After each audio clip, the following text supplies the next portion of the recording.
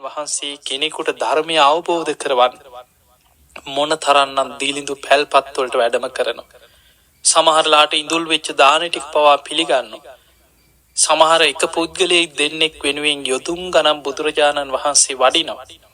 ඒ නිසා උන්වහන්සේගේ ජීවිතය තුළ රාජකුමාරයෙක් හැටියට පහළ වුණත් ආශ්චර්යමත් මිනිසෙක් හැටියට මේ ලෝකේ ආශ්චර්යමත් සිදුවීම් බෝසත් උපතත් එක්ක සිද්ධ වුණා.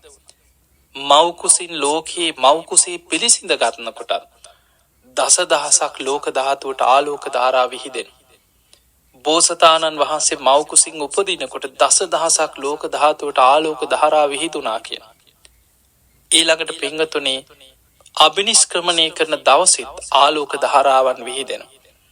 දසදහසක් ලෝක ධාතුවල දෙවියන් අහසේ ඉඳන් සාදුකාර දෙනවා. මහා වීරයන් වහන්සේ කෙලෙස් සටනට පිටත් වුණා.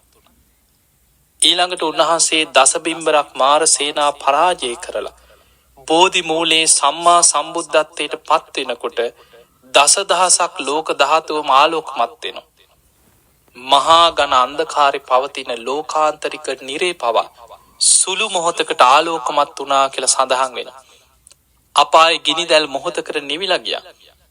මේ වගේ මහා ආශ්චර්යමත් දේවල් ඊළඟට බුදුරජාණන් වහන්සේගේ ප්‍රථම ධර්ම දේශනාවේදී දෙවියන්ගේ දේවානුභාවය ඉක්මවා ගිය අප්‍රමාණෝච උලාරෝ භාසෝ ලෝකේ අප්‍රමාණෝ ආලෝක ධාරාවන් ලෝකෙ විහිදිලා ගියා. දසදහසක් ලෝක ධාතුවටම ආලෝක ධාරා විහිදෙන. ඊළඟට උන්වහන්සේ ආයු සංස්කාර අතහරිනකොට ආලෝක ධාරාවන් ලෝකෙ විහිදෙනවා.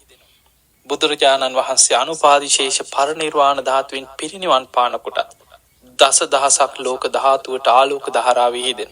උන්වහන්සේගේ ජීවිතේ මිනිසෙක් හැටියට මනුස්ස මව් කුසකින් ලෝකේ ඉපදිලා මිනිසෙක් හැටියට මනුස්ස ලෝකේ මාලිගාවල රාජකුමාරයෙක් හැටියට හැදී වැඩිලා මේ මිනිස්යන් කන බොන ආහාර පාන පිණ්ඩපාතේ වැඩම කරලා මේ ආහාර පාන වළඳලා මනුස්ස ලෝකේ ජීවත් වෙලා බුදුරජාණන් වහන්සේ පිරිනිවන් පෑවට මේ ස්වභාව ධර්මයේ පවා උන්වහන්සේගේ ජීවිතයේ ඒ ආශ්චර්යමත් මනුස්ස ස්වභාවයට පුදුමාකාර විදිහට උදව්පකාර කරපු සිදුවීම් අපිට ධර්මයේ තුල සඳහන් වෙනවා.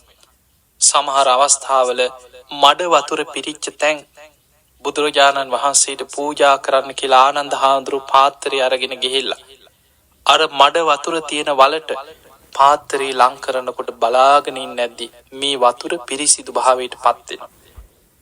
හරිම ආශ්චර්යමත් දේවල්